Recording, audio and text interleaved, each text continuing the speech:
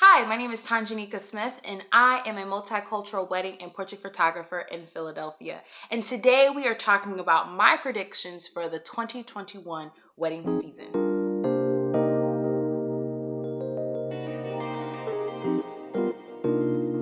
If you're just joining me today, thank you so much for being here. Go ahead and hit the like and subscribe button. And if you aren't new around these parts, well, welcome back. Excited to see you all here. Now let's go ahead and dig in. First, we already know the 2020 season was unlike a season we had ever seen before. And so I suspect that some of the shifts that happen in the industry then are going to occur in 2021. But we're not going to bore ourselves with the history because we all lived through it. Let's go ahead and dive into my predictions. Number one. First, I think there's going to continue to be a trend in small, intimate weddings, the new micro weddings. Even though that term isn't necessarily new, it is something that is now ingrained in pop culture and all of our psyches because of the pandemic. I think people are going to continue to have smaller, intimate settings, definitely less than 100 people, maybe even less than 50. I think we're going to continue to see a trend of elopements and micro weddings in the wedding industry. What I want to say is that micro weddings and intimate settings don't necessarily mean that people aren't having very high-end, luxurious, glam weddings. It just means that there's less people there, aka less people to feed. And also, it's a safety issue. It really is going to depend on when the mandates or bans, depending on different areas, are going to be lifted. That's going to determine how small weddings are. But I think we're going to continue to see that because couples are knowing they're paying less money because there are less people there, and they get to have their wedding of their dreams and just invite their core people who can make it. Second trend. I think this one is going to happen towards the end of 2021. It's definitely going to be post-vaccine. And I think we're going to see what I call blowout anniversaries or separate receptions. I've also seen this in my own family where a cousin of mine had a smaller ceremony, but then had a bigger reception. And I think people are going to, bite the bullet. Let's go ahead and get married. Let's just do this thing and then save up when it's safe enough for everyone to be together and then have that big, lavish wedding that they dreamed about beforehand.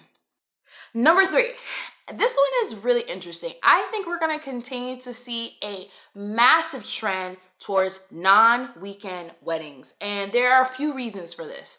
First, the pandemic. When we shut down in March, couples from 2020 had to reschedule or cancel, but they rescheduled for 2021, meaning they were competing now with not just couples in their season, they were now competing with couples in the next season. And so I think because all of that has taken care of, a lot of couples ended up not getting Saturdays, not getting Sundays. They got, and maybe not even getting Fridays. They got stuck with Thursdays and Mondays. There's only so many weekends in a year, and there's only so many venues. So now you have all these people who are fighting for these same spots, and they get stuck with having a Monday wedding. And I'm not talking about like a Labor Day or Memorial Day wedding. I'm talking about like a random day in, August wedding. Also, I think couples are going to continue to choose this now that they know that that's part of their options because it is significantly cheaper. If Saturday is always a prime spot at this wedding day, it's wedding venue, it's always going to be a high demand. And if people aren't necessarily getting married on Mondays and Thursdays, and you're not inviting, 175 people, you're only inviting 30, you can swing a Thursday wedding. So I think people are going to start electing for non-weekend weddings just because it fits in their budget and they don't have the hassle of trying to fight for a spot on the weekend for a venue reservation. All right. Number 4. Now, I love this one and I hope it continues. I think we're going to see more couples elect for a morning or a brunch wedding. First, I think this is because couples now know that they are fighting against other couples. They've had to rearrange their plans. They can't have that many people there. I think people are going to elect first to have more morning/brunch weddings because that may be the only spots are available at the venue. And it's an easy way to cut down on some of the time and the more costly components of a wedding and the more time-consuming components of a wedding. If you're having a brunch wedding, not everyone's gonna get lit at 10 a.m. in the morning. People may have like some mimosas, but people are not really trying to be out here the way they would be if this reception was at 9 p.m., 10 p.m. happening. More people are going to be a little bit more calm, relaxed. I think also having a brunch morning, early afternoon type of wedding is a lot more on the, I don't want to say casual, but it's a lot less intense is the word I would use, because it's not high stakes. Most people aren't doing it. You're not compared to most people. You're just having a nice brunch, and you're celebrating someone getting married. I think that's going to be a trend that we continue. And also, who doesn't like brunch? Like, that's my favorite meal of the day. Brunch is the best. So I hope that trend continues because I think brunch weddings are very special. And I also think it's a nice mix up of tradition. All right.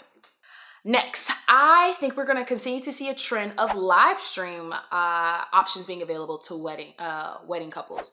Because of the pandemic, many people couldn't have everyone there at their wedding, so they decided to live stream, whether that they DIY'd it themselves using Zoom, FaceTime, Facebook Live, Instagram Live, or they actually contracted those services with a videographer who either just did the live stream or did live stream in conjunction to video services. And so I think people are going to continue that trend of live streaming just because it allows a lot more people to have access to the ceremony itself, especially people who may not be able to travel, who may be sick, or who financially just can't swing it, or whatever the situation may be. It also allows them to have people be part of their ceremony and watch their wedding without them physically being present, aka you don't have to elect for them to have a spot at your reception. I grew up in a Christian community where it was customary to invite the congregation to your ceremony, but then afterwards they would have a private reception with their actual wedding guest. And so I think that's like kind of like that same trend. I'm inviting anyone who wants to watch the wedding, watch it live streamed if you're invited, but I don't have to actually, pay for you to be a guest at my wedding. Or, you don't have to miss out on being part of this moment just because you can't travel and physically be present in the ceremony component. And last, I think we're going to continue. I think we're going to see, not just continue, I think we're going to see a increase, I don't want to say demand, but more intentionality around family formals and candidates at weddings. I think I can speak for a lot of photographers. Family formals are something that is kind of like just checking the boxes. It's something that we do very quickly, get it off our list, pat ourselves on the back, get it done. Now we move on to the next thing. I think because of the shakeup with the pandemic and so many people losing their loved ones and so many people not being able to just physically hug their loved ones, when people do have an opportunity to come back together in a safe manner, I think they're going to spend a lot more time finessing out, who do I want to make sure I have a picture with?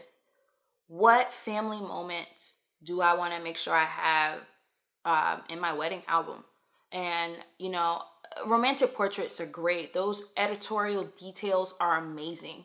But at the end of the day, there's only one grandma for you, or there's only one Aunt Tina. There's only one of that person that's special in your life. And you don't want to be one of the last moments you may celebrate with them to be a moment where you didn't get a picture or they didn't show up to the family formals or whatever that case may be. I think about, in particular, one of my couples had a family member who was present at their wedding, and then months later that family member passed away.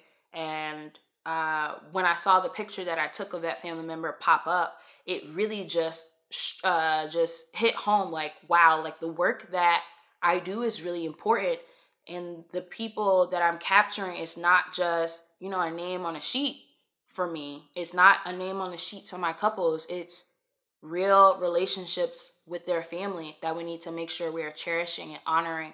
And I see that that's going to be kind of a shift, even though that's not the stuff that's going to be printed in, you know, the wedding magazines and the publications. It is something that couples and their families are going to hold on to forever.